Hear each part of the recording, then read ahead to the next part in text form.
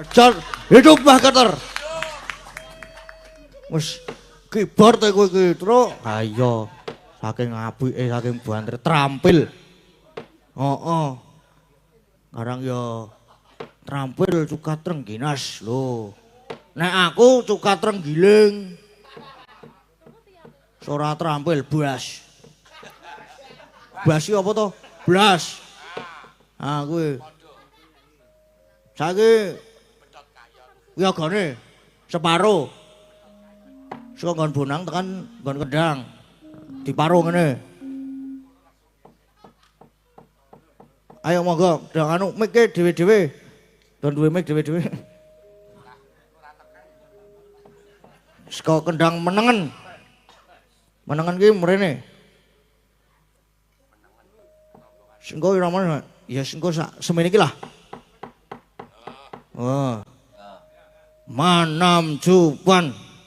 Iki dolanan iku mengko loko, dino minggu tone, kacahe ono, kontane ono, munyo-munyo ono, sasake wae, apa-apa ono, pengin taun ono, padulane ono, pengin jajan, jajan aku sing iki padha-padha jajan, minggu iki loko. Oh we. Ora saking ampuhe iki ora mungkin. Kowe. Saiki gentenan Kendang Mangiwa.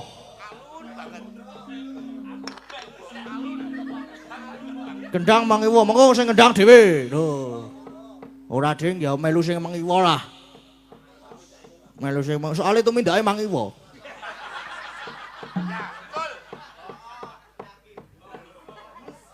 Padha ya ora manis munggah ya. Ya manam Jupan. Waduh, banteren ya. Banteren nek semono kuwi ya. Ayo, 5 6 7 8. Dolane tibu ning gembira loko, dina minggu tone, kacahe ono, ontane ono, munyo ono, sesat kemen. Run. Suarane kok ning jero banyu kabeh.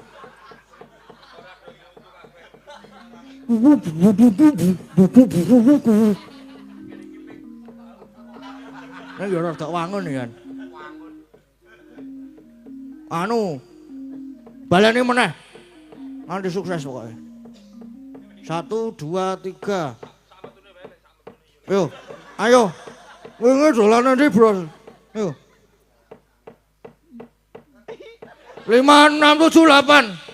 Dolane tibu ning gembira loko, dina minggu tone, kacahe ono, ontane ono, munyo-munyo ono, sesat kemen, apa-apa ono, mandulane ono, jajan cakaira kuciwa jajile, mudah-mudah jajile bocah bisa, dina minggu ayo ning gembira loko. Braloka wis. Wis Mas anggere wis braloka. Saiki siji. Karang mau waduh kok wis sampak. Ya pisan meneh lah iki ngetes siji lah sing mau entuk udut mau lho. Kudu dites iki iramane sing banter, kudune semangat wis entuk rokok. Lah siji iki semangat. Om guys, Ban. Om Mas Dalang. Ngalah terus alus. Ci. Arti diduetke napa mboten nek diduetke mengki bubar jam 3:30. Mboten sah duet. Iya iki tetep bubar 3:30 ding, ora ding. Iki namane banter ya, Om. Nggih. Nggih, jan nemenake. Heeh. Semono iki, Om. Oke, Om. Oke, semono kuwi. Siap. Oke. Manam Jupan. Wingi dolanan tibu ning gembira loko, dina minggu tone. Kurang banter.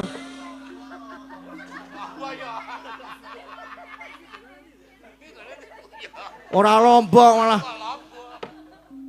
Yo. Kok semene kok wingi dolane tibu ning gembira loka. Dina minggu turne gajahe. Preksake, Mas.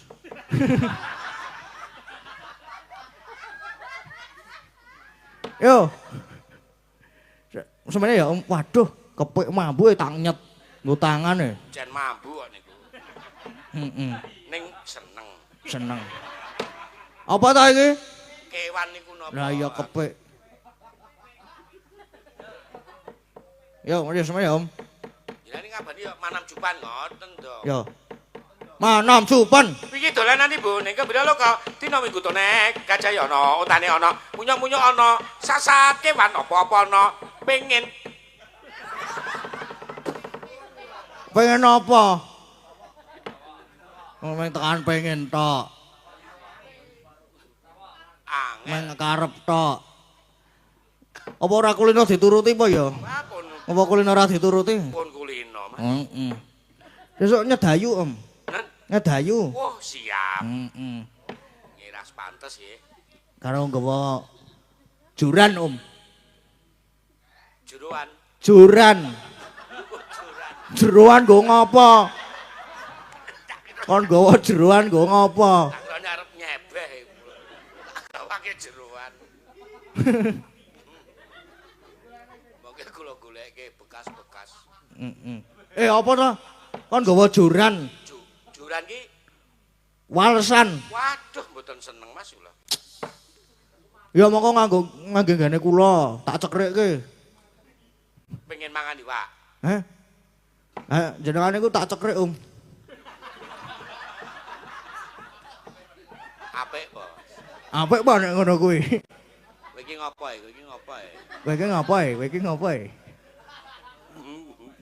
Cekrik sit krik ngono wis. Nggih, mboten napa-napa, Nggih. dicekrek napa-napa. Diterima-terimake ya, Om ya. Ikhlas to, Om? Ikhlas. Apa to Mas ora ikhlas? Lah, nggih. Matur nuwun nggih, Om. Heeh. Ora kita mau tekan pepinginan ya wis marake lega atiku. Ah, Yang penting cair. Heeh. Wis mau dile cair. Aku kuwi semelang nggon aku digawa Pak Baron. Oh, ngati-ati. Mangke nek dienggo sik dodol angkringan kidul kono bahaya nek kali baron. Ayo kuwi lho. Kula gawane. Ah saya meneh. Main dadi wayang meneh. Kok mboten ming wayang, Bos. Kula tak melu yasa, tak hiasake. Heeh. Oh berarti aku kok nggawa Bali. Wah, lah jenenge tak anggap anake dhewe kok, Mas. Sesuk rono. Tenan iki aku. Kudu nggawa Bali nek ora tak obong. Lah engko nek diobong gak nek kula ki ya nggon kula arep tok jarah apane, Mas. Wayange Ya aja, Mas. jare aku wis dianggep kaya anake dhewe. Ya akeh anakku ora njaluk wayang kok seneng sampean sing anak akon-akon arep njaluk apa-apa. Ya tak nugelke wae meneh. Apik apa nek ngono kuwi? Apik apa? Apik. Wis selak. Selak apa jenenge bubar. Selak esuk. Kan ngopo iki? Sebo saiki. Iya, sebo. Iki wis ya wis cukup semene iki guyon iki nek kakean ora apik. Ya apik-apik wae jane iki. Iki ya dicukupke engko mosok bubar jam 6:30. Teneh. Do apa jenenge kesel. Heeh sesuk isih ana sing berkegiatan, ana sing kerja, ana sing senam, ana sing mlayu, ngono. Ayo wis. Oh, ulah. Kae ndoro-ndoro putra-putra Pandhawa malah wis ngopo ya kae ya. Ora ketok rada ketutupan ning kene. Walah. Malah wis do mlumpuk ning Karang Kadempel. Ayo. Di apa sebane do nyaket sowan-sowan ngono. Heeh, lha iki nganggo apa? Nganggo apa? Ais srepek. Aku kok srepek. Wong sing nganggo playon songo ngono wae. Yuk ya. Playon songo yo, Cok. Iya. Oh ya wis. Ayo gek do nyaket rono. Ayo dicaketi kae.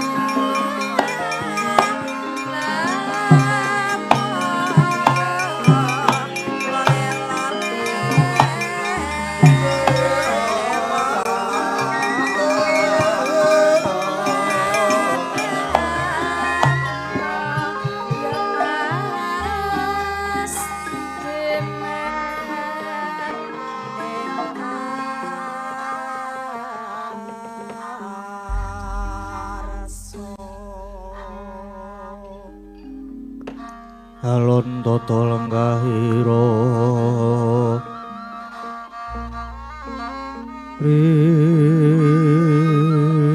risam arta tameng dasih misudan dana raras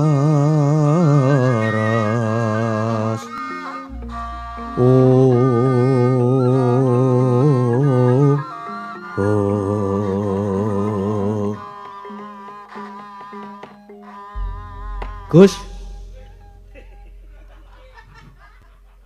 Ndara Gatot, Ndara Antarja, Ndara Antasena kula jan ngaturaken matur nuwun niki. Dene ndika sedaya kersa rawuh wonten Karang Kadempel sajake badhe paring pambiyantu nggih. Kut jaja aku sing apa jenenge? Tinggi harapane. Oh, Petruk. Iki kakekne Semar bakal mbangun desa. Monggo iki para pepunden Pandhawa ya padha lenggah ana kene uga bakal padha sabiyantu. Dadi para putra ya kudu melu sabiyantu. Ya Petruk. Wis lumrahe yen para putra uga padha sabiyantu. Ngelingi kabeh lelabuhan iki Kyai Semar tumraping negara Ngamarta. Iya para kawan. Aja semlang kabeh para putra mesti melu ngenteng-entengi bot krepotan iki Kyai Semar. Waduh matur sembah nuwun. Lajeng kersanipun pripun, Petruk? Ya mung ngene. Gegayuhan utama ki wis sak mestine yen ana pacubane. Mula aku sak sedulur mapan ana kene iki sing baku njaga keslametane Kyai Semar lan kahanan Karang Kadempel. Neng kowe kabeh ya sing kudu prayitna. Merga saka pandugaku ki mengko bakal ana wewujudan sing ora kasat mata. Ora kasat mata niku pripun? Tegese bab sing alus. Weh. Alus. Hantu po? Ya kaya ngono kuwi lah. Kaya ngono kuwi. Gampangane iki kaya ngono kuwi. Mula Kakang Gatot, Kakang Antarja iki ya sing do prayitna waspada tenan. Merga iki pancen arep ana laku dom sumuruping banyu kang sumedya mbuthek banyu bening. Klebu Gareng Petruk Bakong ki ya sing do prayitna tenan. Nggih, Gus siap. Lho Gong, sing ati-ati lho iki, Gong. Kuwi nek ora ati-ati, wah. Aja nganti nglamun, pokoke aja nganti suwung jagatmu. Sa, pokoke nek aku ki ora tau nglamun kok, Truk. Ya. Sorote pandam sula amadangi pasareyan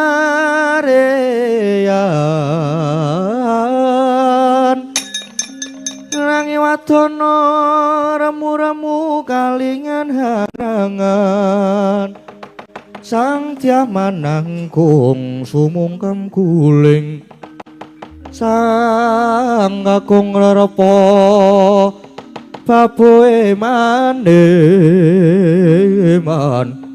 peraton tik pranto kulup dadah runtik olah dalah arcoko blai-blis lanat podo jek-jekan.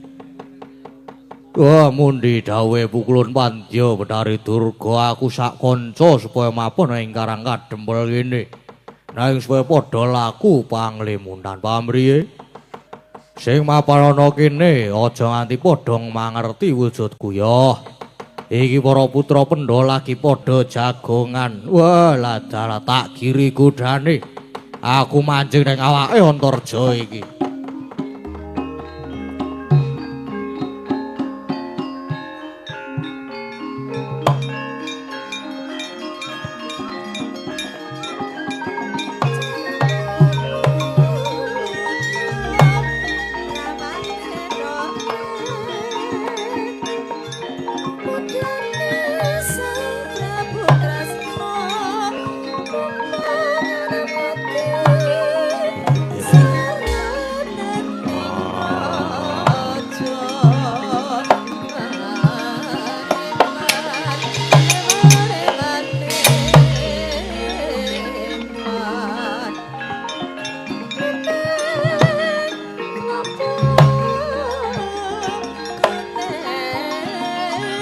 Ngopo Kang?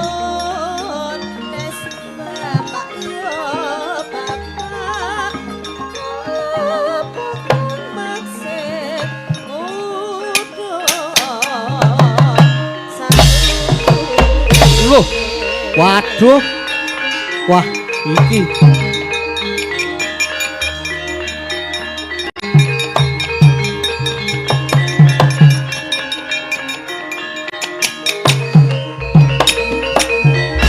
Gus, wih, lah niko pripun niko? Lah kok Ndara Antarja?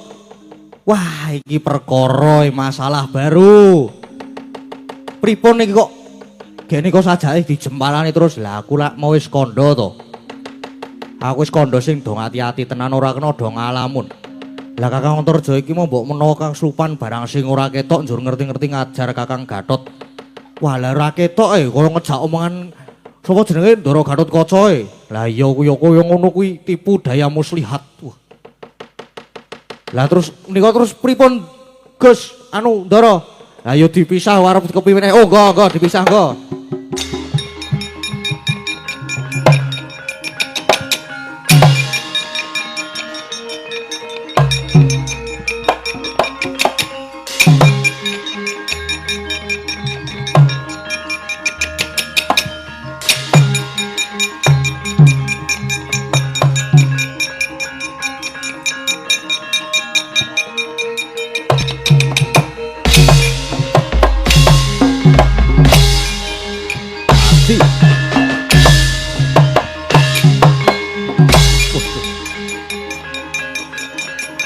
Mati ya.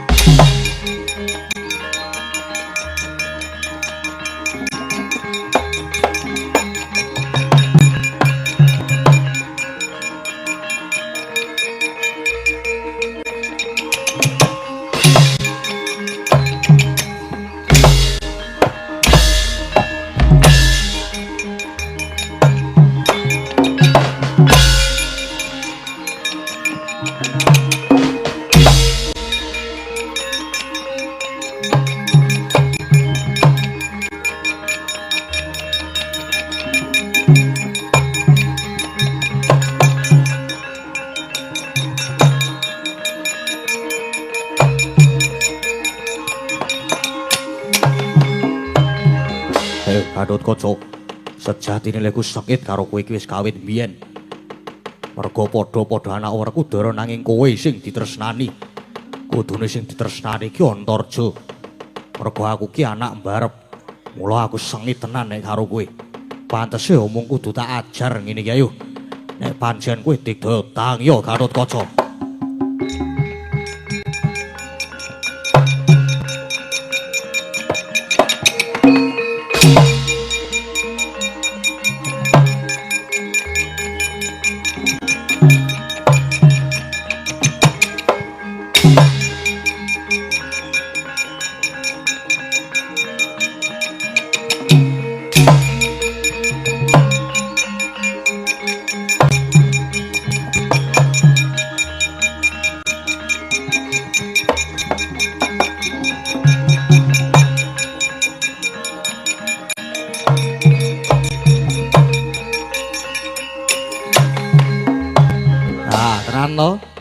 Kakang Antarja kae Kang Supan barang sing ora ketok.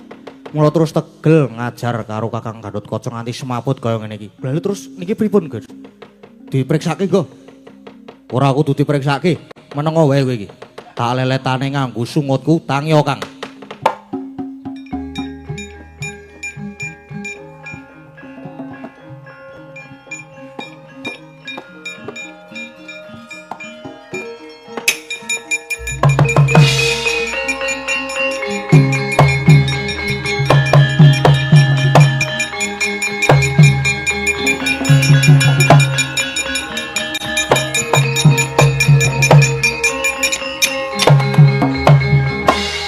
Antasena. Pun Kakang iki mau kena ngopo? Ngerti-ngerti kok diajar karo Kakang Antarja. Ya merga Kakang Antarja iki mau kelebon barang sing ora ketok. Mula banjur tega jempalani Kakang Gatot. Wis saiki ngene wae. Kakang Gatot kuwi duwe daya piandel ya kuwi Suket Kalanjana. Wih. Suket Kalanjana, iya. Kuwi daya piandel lho Petruk ora nggo dolanan. Kula tak nyuwun nggih makani sapi. Wis kono kuwi minggato wae, Truk. Sengit aku nek krungu suaramu jane. Pae ora ngono kuwi ah. Mau. Ayo to, guyon biasane guyone kok. Meneng sik iki lagi serius. Oh, oke sip. Tak meneng aku. Wateken, kuwi wateken ben iso weruh sing meslupi Kakang Antarja ya wateken Kang. Nek wis weruh Kakang Antarja kae genti ajaran wae ya Dimas mati dening aku kowe.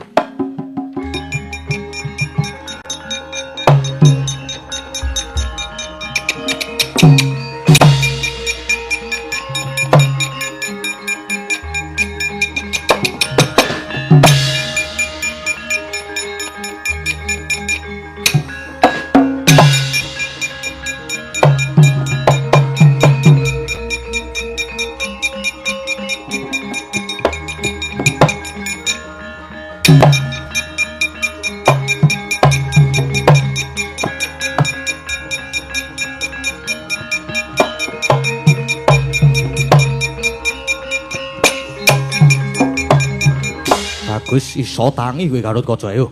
Saiki padha lanange padha dene anak Werkudara ndi sing digdaya nyuwun pangapunten aku kepeksa tegel karo Kakang Antarja.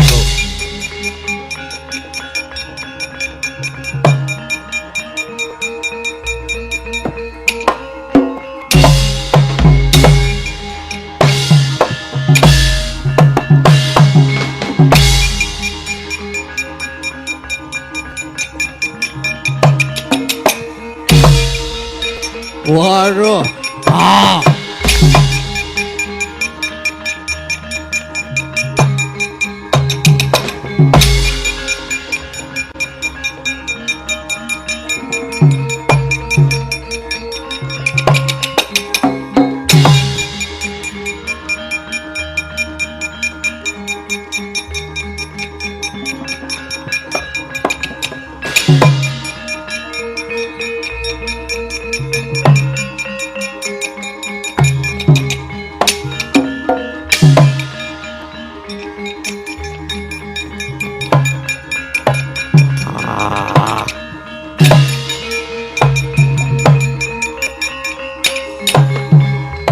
Oh, ladalah.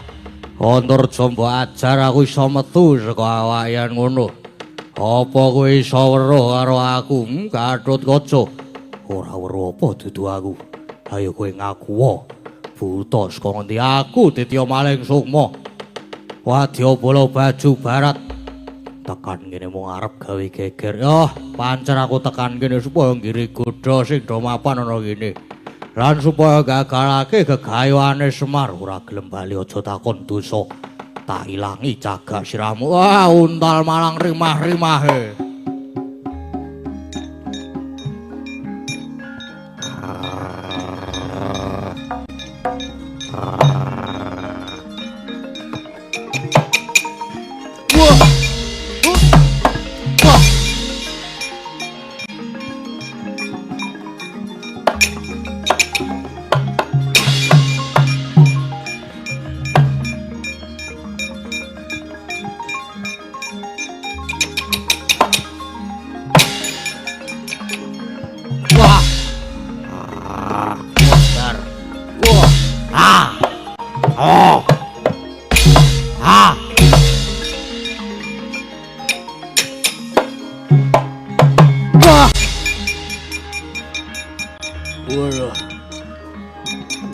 Mati ya.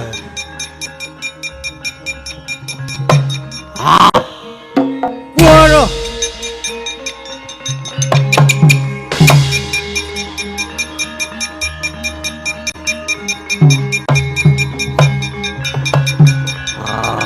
Wala tala.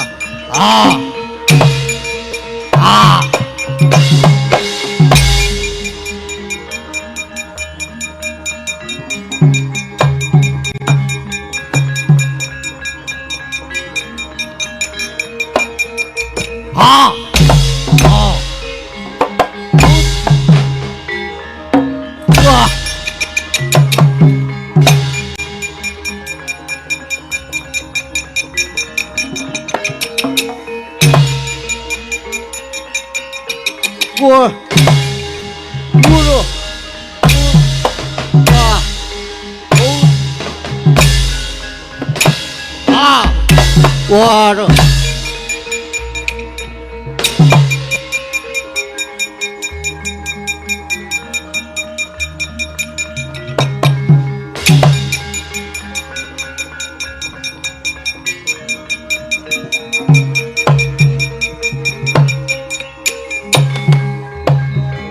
Wah, wis iki. Saka pengeraku kok buta-buta kae mesti do mlayu. Wis kalah loro ki mesti mlayu kancane. Wedi karo awake dhewe. Ning awake dhewe tetep kudu ngati-ati lho iki. Tetep kudu ngati-ati wis. Jenengane kok manut sapa e? Mbok tak kira kowe iki ning mburiku e. Ora, sik tak ning kene sik. Ya sorry kok telat e. Jenengan mlayu banter banget e. Wis ombo iki jare rasane ngene iki ora apa-apa kok jane. Ah, aku yo nggo genep-genep ah. Yo. Ning tetep iki engko kudu tetep praitno hati-hati, kudu njaga karang kadempel. Nggih. Lah terus pripun? Iki sinambi nunggu dawuh Kyai Semar karo para pepunden Pandhawa, ayo do dijaga meneh karang kadempel.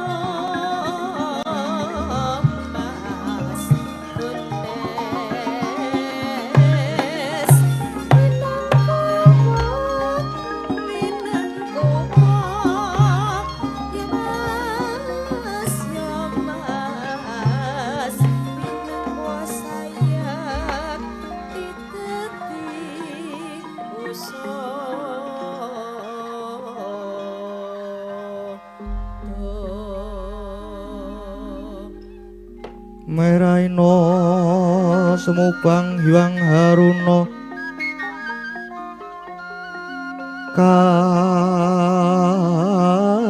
katinetraning anggarapo sabdaning kukila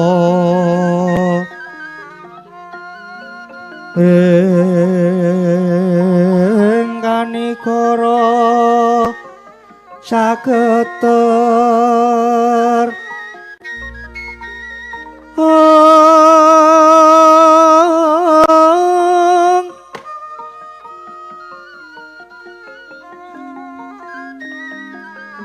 Ong Ilahing Semar ulun pasang pambagya padha kanthi harja inggih pangestunipun ulun padha wenang wilujeng sowan kula pangabekti kula kunjuk ulun ya wis ulun tampa karya bamba ing tas ulun banjur apa karyanira marak ana ngabiyantara ulun Kekilapanipun menapa temtu paduka pukulun sampun prisa dhateng mubah musik legetaning manah kula.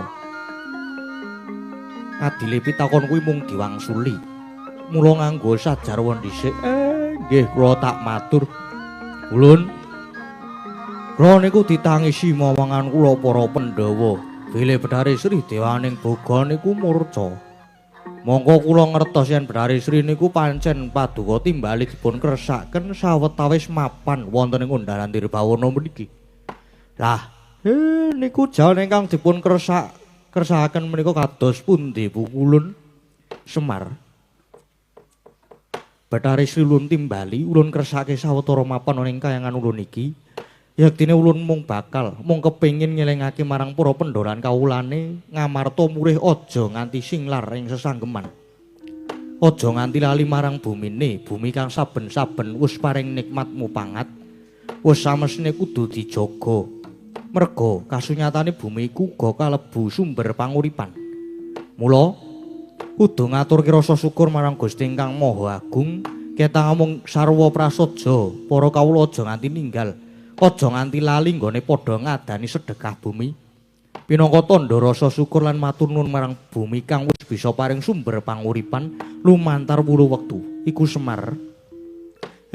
Inggih. Niku sedaya nggih pun kula aturke kok.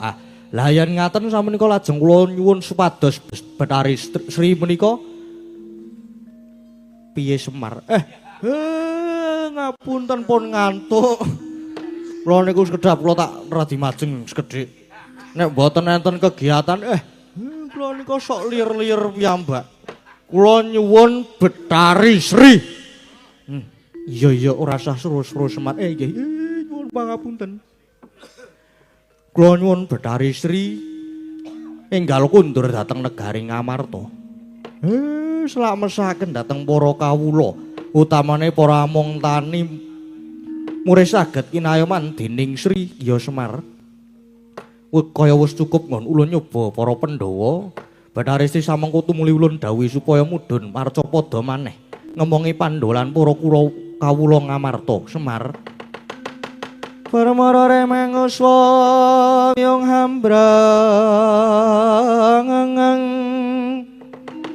kating arunan engkas ose aneng marga hama lakung risang gondo astrat mojo long lalu hangulati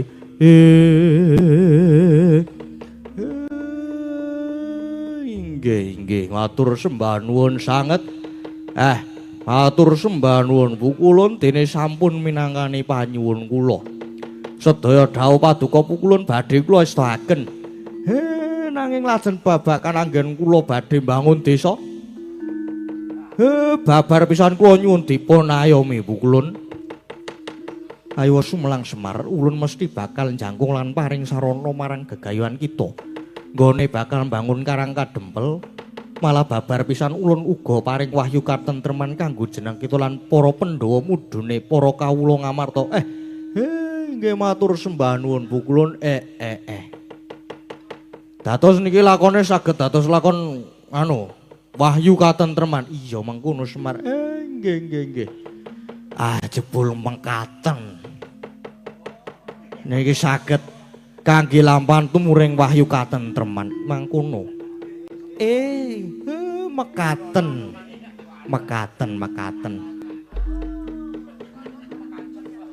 Kang saka iku bebarengan Bedhari Sri supaya mulih negara Ngamarta. Ampun gumujeng. Kula niku pancen ngaten niki ampun gumujeng. Iya mboya Semar. Semar kita ulun sot. Mboten ampun. Kula tesih ajeng momong Iya. Babar pisan tampan ana sarana kakuatan kanggo bangun desa uga ayu katentreman tumuli tampan ana Semar. Inggih matur sembah nuwun Pukulun.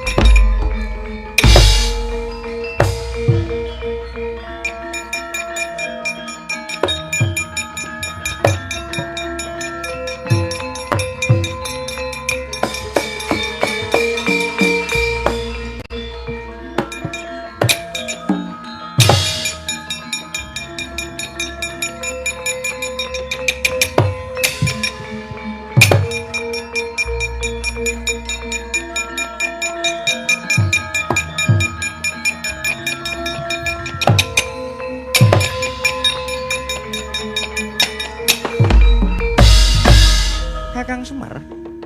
Kula. Sak kundurmu saka kayangan katone iki pukulun Bathari Sri uga wis kundur ning Ngamarta. Nggih sampun. Wis Pak, mau aku weruh mak klipet banter banget. Mak klipet banter banget sing diliwati ku langsung ijo royo-royo kae. Wah. Mak klipet banter banget arep tak tututi ra nyandak, Pak. Petruk iki. Bengi iki kok ketoke seneng-seneng Pak arep bayaran kok. Sono lunga wae. Ora aja ya engko. Kene iki ndak kopong banget kok, Pak.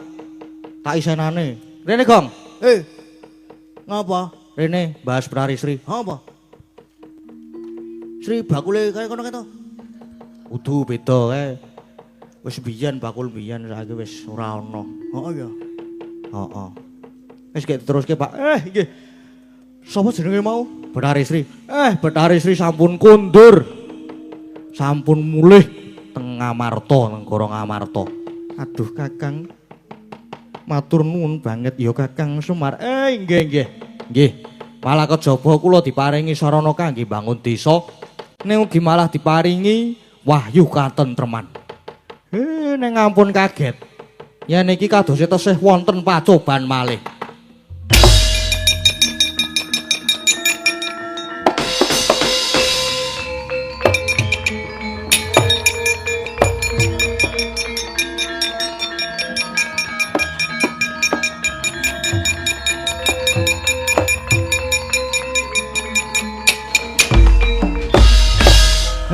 Iki gareng mlayu-mlayu ana apa? Nggih, Pak. Aduh, Gusti. Matur wonten kersanipun Bapak saha ndara-ndara kula. Sarabetipun panjenengan sami rerembagan Jawi geger. Geger tenan iki. Ana apa? Margi karang kadempel kedatengan Bathara Kala. Para putra-putra ugi mboten wonten ingkang wani methuke. Lah kok ana-ana wae Bathara Kala rene iki ngopo? Sumbar-sumbar. Sing disumbari ndara-ndara kula Pandhawa yen Pandhawa badhe dipun mangsa. Krana niku jare Sukerta. Wah, tak jangkae.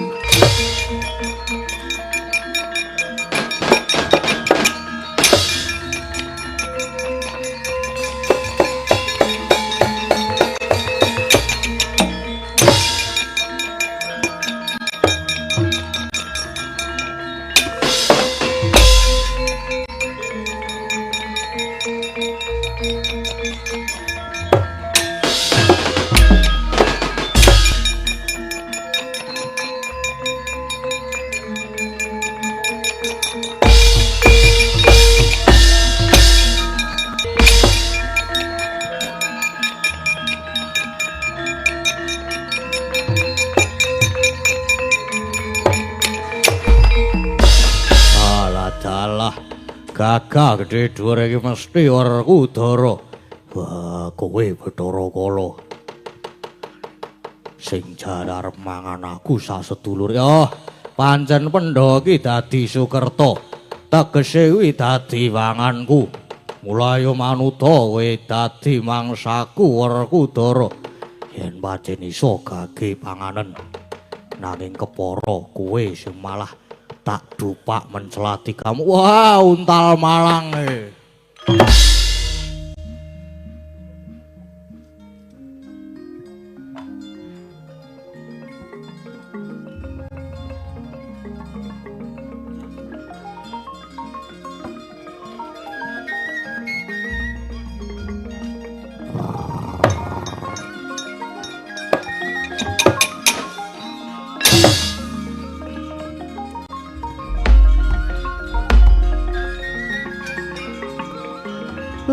Lululut.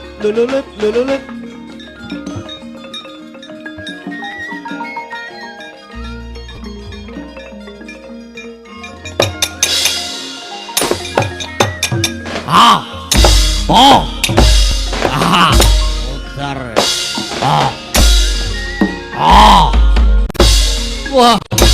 Wah.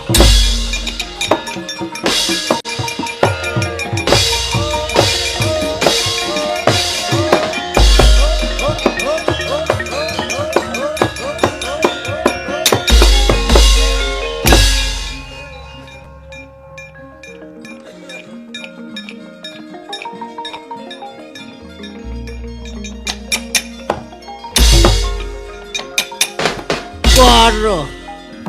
Waduh. Nah, pasti. Waduh. Ah. Waduh. Wah.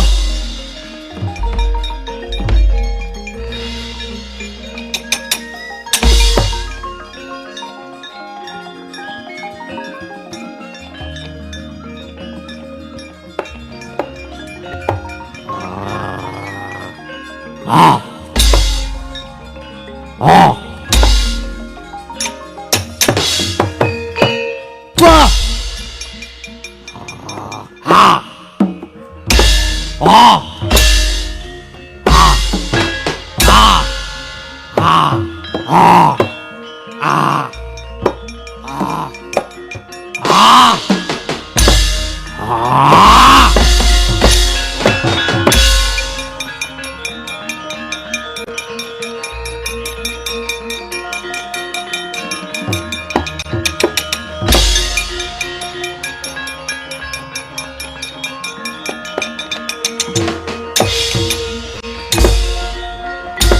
Hold.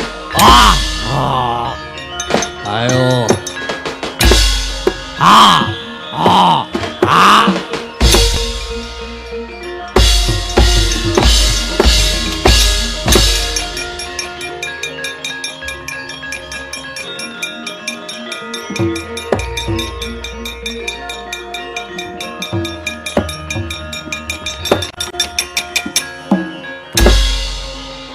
Ayo. Ayo. Ah. Ah. Ah. Ah. Ah. Ah. Ah. Ayo, di mana? Wah. Ayo. Ah. Ah. Ah. Ah.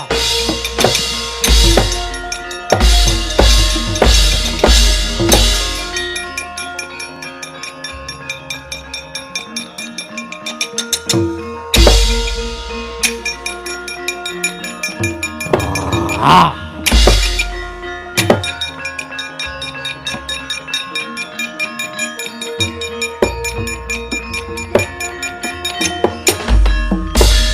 Wah, iki pembayune Pendha Prabu Puntadewa.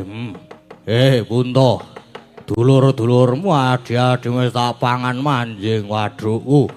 Kowe kok malah kaya pasrah arep tak pangan apa kowe ora wedi? Bathara Kala. Pati uripku wis tak pasrahke ana ngersane Hyang Maha Agung.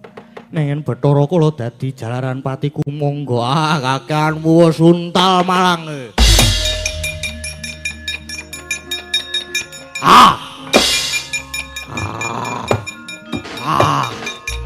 Ah. Ah. Waduh. Wah. Udah. Wah. Wah. Ah, aduh. Waduh. Wah. Waduh. Waduh. Waduh. Ah.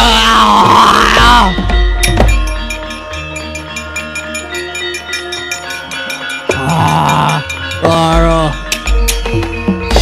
Aduh, hati aku. Warku Dara Janaka kembar.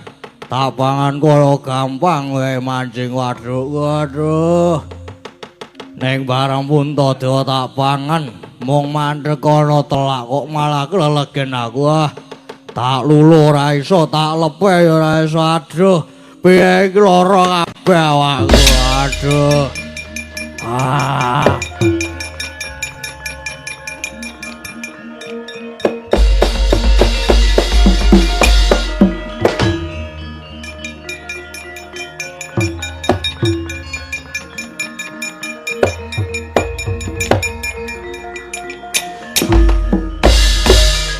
Aduh Yai Semar, aku tulungana, aku nyuwun pangapura.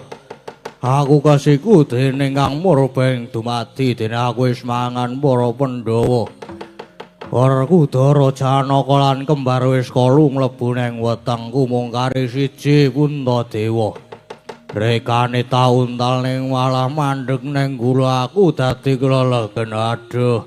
Iki tak ulur ra iso tak lepeh yo ra iso mati tenan aku tulung ana Yai. Kowe njaluk ngapura ki merga kowe wis ketamantom.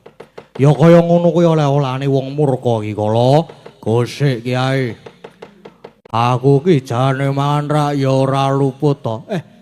Ora luput piye? Gage omongo dasarmu apa? Sing tak pangan ki Pandhawa, monggo kuwi Sukerta. Pandhawa kok tak anggap Sukerta ki? Dasarmu ki apa dasarmu? Merga kuwi wong lima lanang kabeh tur tunggale kabeh. Lah nek kowe durung ngerti iki takon. Merga ngertine iki karo takon dadine karo tiru-tiru, apike karo tumandang. Mula kowe kelegen merga olehmu mangan ki kleru. Rumasamu Pandhawa lima ki Sukerta. Kowe tak kandhani ya sing diarani Pandhawa Sukerta ki ngene. Umpamane aku duwe bojo banjur duwe anak 5 cacahe lanang kabeh kuwi diarani Sukerta. Lah yen Pandhawa Puntawerku Dara Janaka kembar kae dudu Sukerta.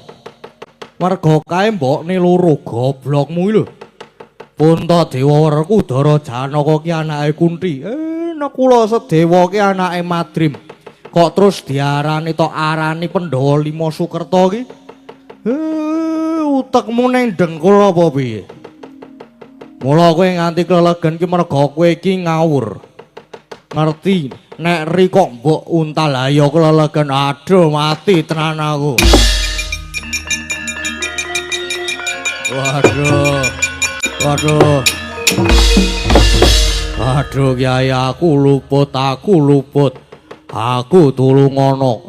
Kala kowe mbiyen tau dielingke karo bapakmu ya Bathara Guru to.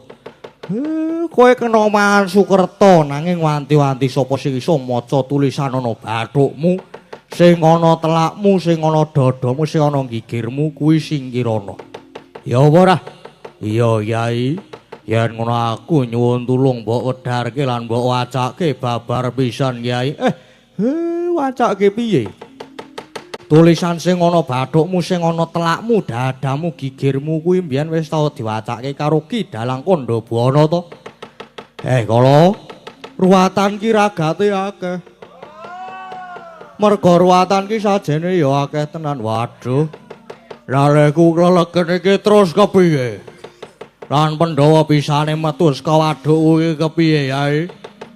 Wis, kowe cukup tak wacake Caraka balik wae. Kowe mari le kelegen Pandhawa ya wutuh bali meneh wis. Tak wacake Caraka balik ya. Ngatha Bagamanyaya Jadapa, Lawa Satada Karacana. Aduh Yai.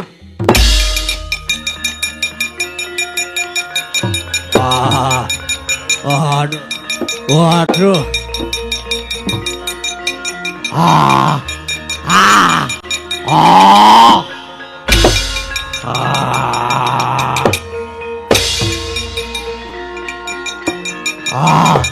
Waduh.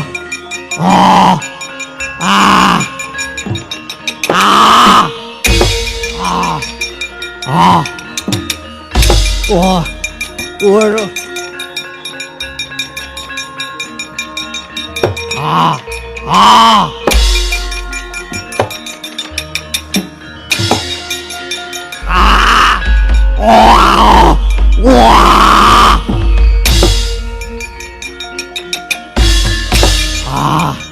Aduh.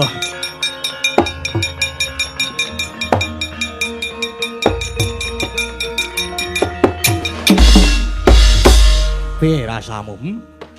Bareng Pandhawa wis mbok lepeh piye saiki? Yo, kepenak rasane aduh Yai. Aku wis kapok tenan ora arep mangan Pandhawa. Sepisan mlaku nyuwun pangapura ya Kyai. Wis aku tak bali ya Kyai. Wis kono bali janji baleni meneh aja takon dosa.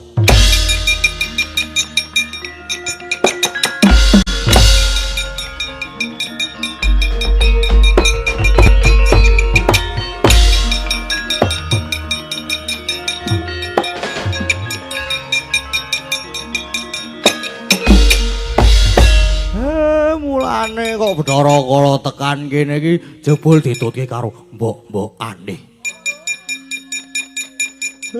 Ayo gelem bali apa ora? Tobat, bali yo bali Kakang. Yo gek bali. Gek bali. Tobat yo bali iki bali Kakang. Wadya balamu kae dadi tuntun. Dadi kon bali. Iso bali apa ora? Tobat bali iso bali. Yo bali. Bali selak kesuken iki.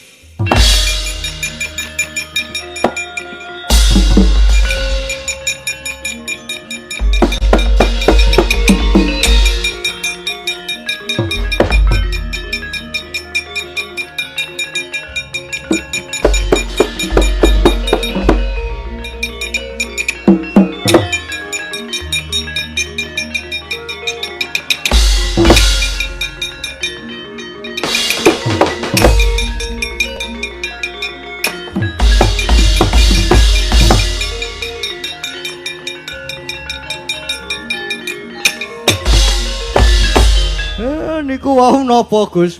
Wah ya wis. Sing penting kowe ora kena. Nggih, pun. Sengaja tak liwatke dhuwurmu men ora kena. Kok nek kowe kena ora sida bubar. Nggih, engko ndak enten lakon Semarilang. Pun. Niki lampane nggih pun paripurna. Sing disuwun saged ambabar kanugrahan agung utaminipun dhateng warga ing dusun. Perang wedanan kene. Iya. Mugi-mugi tak balenani meneh pisan meneh. Ben bubar rada suwe sithik. Tansah sing disuwun saged ambabar kanugrahan agung utaminipun dhateng warga ing dusun perang wedanan kene. Mugi tansah jinangkung binerkahan Gusti tansah pinaringan kabagas warasan. Lumintu rezekinipun rahayu Dara.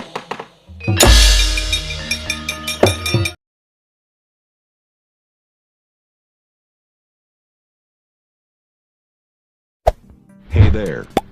Subscribe to my channel. And also press this bell icon.